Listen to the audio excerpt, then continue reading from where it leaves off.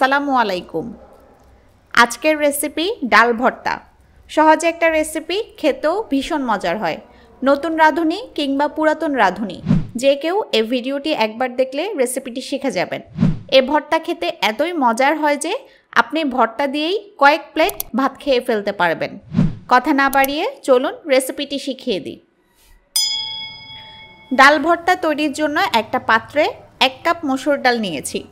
সাধারণত মসুর ডাল দিয়েই এই রেসিপিটা করা হয়, আর 1 কাপ ডাল দিয়ে কিন্তু অনেকগুলো ভর্তা হবে, কারণ ডাল সেদ্ধ করার পর অনেক ফুলে উঠবে। এখন পানি দিয়ে ডালগুলো ভালোভাবে ধুয়ে নিব। কয়েকবার পানি পাল্টে পাল্টে ধুয়ে নিতে হবে। দেখুন পানিটা ঘোলা দেখাচ্ছে। যতক্ষণ না এ পানিটা পরিষ্কার দেখায় ততক্ষণ পর্যন্ত পানি পাল্টে পাল্টে ধুয়ে নিতে হবে। ডালগুলো পরিষ্কার করে ধুয়ে নিয়েছি। এর পরের কাজ হচ্ছে ডাল সিদ্ধ করা। তাই একটা প্যানে ডালগুলো দিয়ে দিচ্ছি। ডালের সাথে দিচ্ছি 6-7টা রসুনের কোয়া। কোয়াগুলো মাঝখান দিয়ে কেটে নিয়েছি। দিচ্ছি সামান্য হলুদ গুঁড়া, 1 চা চামচের মতো হবে, আর দিচ্ছি সামান্য লবণ। এরপর দিচ্ছি পানি। পানি এমনভাবে দিতে হবে যাতে এ পানিতে ডাল সেদ্ধ হয় এবং ডাল সেদ্ধ হতে হতে পানিটাও টেনে যায়। আমি 1 কাপ ডাল সেদ্ধ করতে আধা লিটারের মতো পানি দিলাম। এখন একটু নেড়ে সব কিছু মিশিয়ে দিচ্ছি। এরপর চুলা জ্বালিয়ে দিব। চুলার আঁচ মিডিয়াম থেকে কিছুটা বাড়িয়ে রেখে ডাল সেদ্ধ করতে হবে। 15-16 মিনিট রান্না করার পর ডাল সেদ্ধ হয়ে আসবে।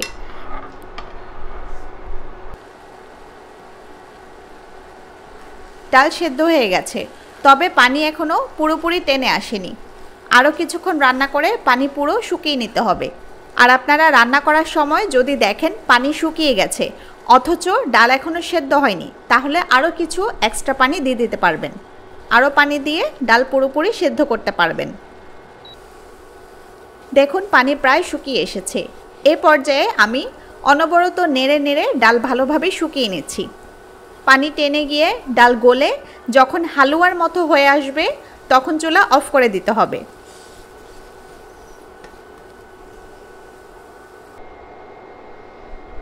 ডাল প্রসেস করা শেষ।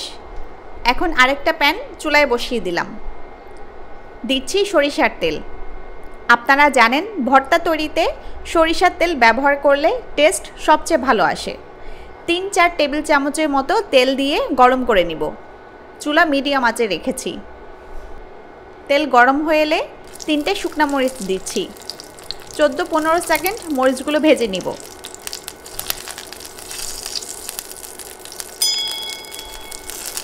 মরিচ ভাজা হলে উঠিয়ে নেব। এরপর দিব পেঁয়াজ কুচি।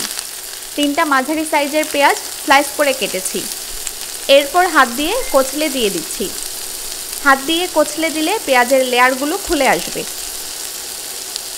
পেঁয়াজ নেড়ে চেড়ে 1.5-2 মিনিটের মতো ভাজবো। পেঁয়াজ ভাজা হলে পেঁয়াজ প্যান থেকে নামিয়ে অন্য একটা পাত্রে নিয়ে নেব। এখন ভেজে নেওয়া শুকনা মরিচের আটিগুলো ফেলে দেব। এরপর সামান্য লবণ দিয়ে শুকনা মরিচগুলো কচলিয়ে যতটা সম্ভব ভেঙে নিব।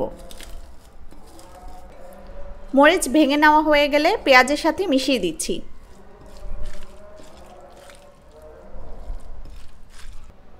এরপর দিচ্ছি ধনিয়া পাতা কুচি। কিছুটা ধনেপাতা দিয়ে সব কিছুর সাথে মিশিয়ে দিচ্ছি। এই যে আমি শুকনা মরিচ নিলাম, পেঁয়াজ নিলাম ও ধনেপাতা নিলাম, এগুলোর কিন্তু সঠিক পরিমাপ নেই। এগুলো আপনারা আপনাদের পছন্দ মতো কম বেশি করে নিতে পারবেন। ঝাল পছন্দ করলে শুকনা মরিচ বেশি করে দিতে পারেন। পেঁয়াজ ও ধনেপাতাও কম বেশি করে নিতে পারেন। মেশানো হয়ে গেলে আগে থেকে প্রসেস করে রাখা ডাল দিয়ে দেব।